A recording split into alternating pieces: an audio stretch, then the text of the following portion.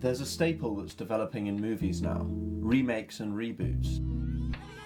Remember Bionic Man? Oh, I remember. I loved Bionic Man. Remember Chewbacca again? Oh, I loved to remember Chewbacca. In fact, between 2003 and 2012, the US theatrically released 122 remakes, and just in the last few years, the evidence seems to suggest that this trend is speeding up rather than slowing down. In this video, I'll try to outline why Hollywood seems to be in remake fever at the moment, exploring the IP of production companies and the results of the gender debate coming to Hollywood. But more on that later. Welcome to the Film Essay. Before I explain the reason why Hollywood seems to be in remake fever at the moment, I first need to clarify the difference between a remake and a reboot.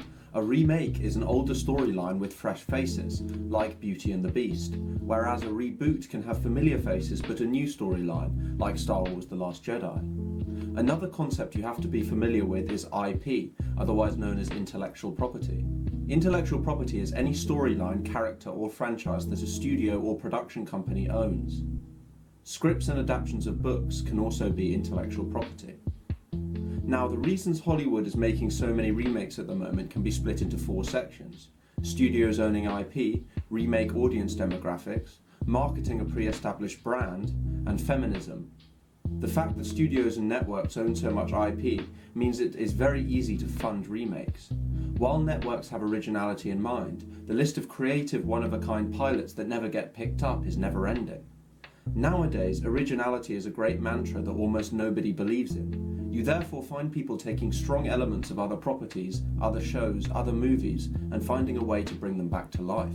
A second reason for the remakes is the audience demographics that can be expected when a film is remade. When a production company makes a film, it is looking for a return on its investment. Estimates for how many people will watch or buy the film are calculated prior to making a film. The simple fact is that remakes appeal to a wider demographic. People from the older generation, who grew up during the original Baywatch, are likely to go and see the movie because they are fans of the idea, so go by association. But remakes also appeal to members of the younger generation, who often haven't seen the original film or TV show it's based off. This is because remakes cast Hollywood A-listers, recognizable faces for the youth, such as The Rock, Dwayne Johnson, and Zac Efron in Baywatch. A third reason for the remakes that builds on this audience demographic point is that remakes are easy to market, as have a pre-established brand.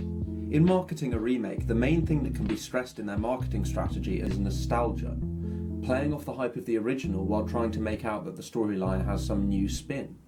A recent film this is highly apparent in is The Meg, which plays off the hype for Jaws, the twist being it's a much bigger shark.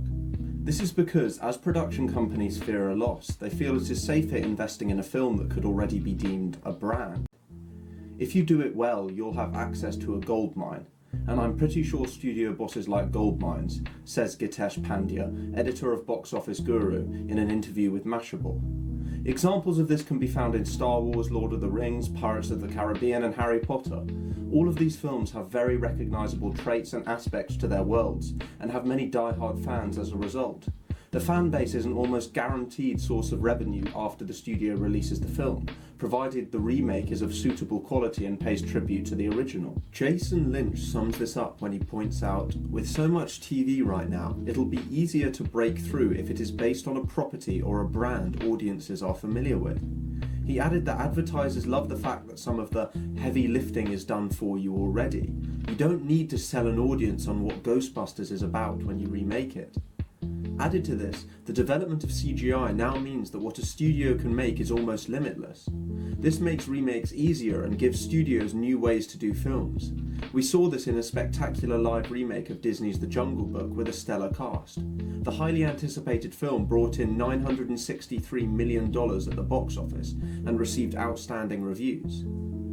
Now Warner Brothers are making a live remake of the same film. Due to be released in 2019, the movie Mowgli features the equally A-listed voices of Christian Bale, Benedict Cumberbatch and Cate Blanchett.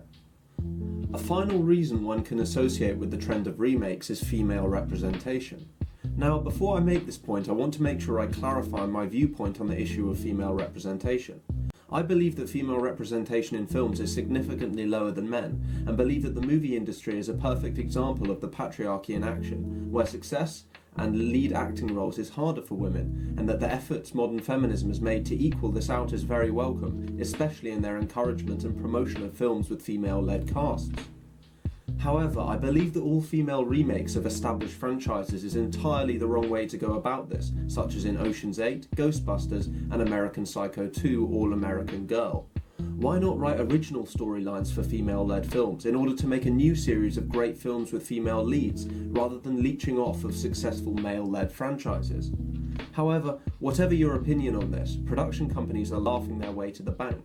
Due to the controversy and debates that all-female remakes cause, there is a lot of news surrounding the release of these films and a lot of argument. This builds anticipation for the film's release, and more importantly, publicity. Overall, the reason why Hollywood is making so many remakes is simply because so many people are watching them.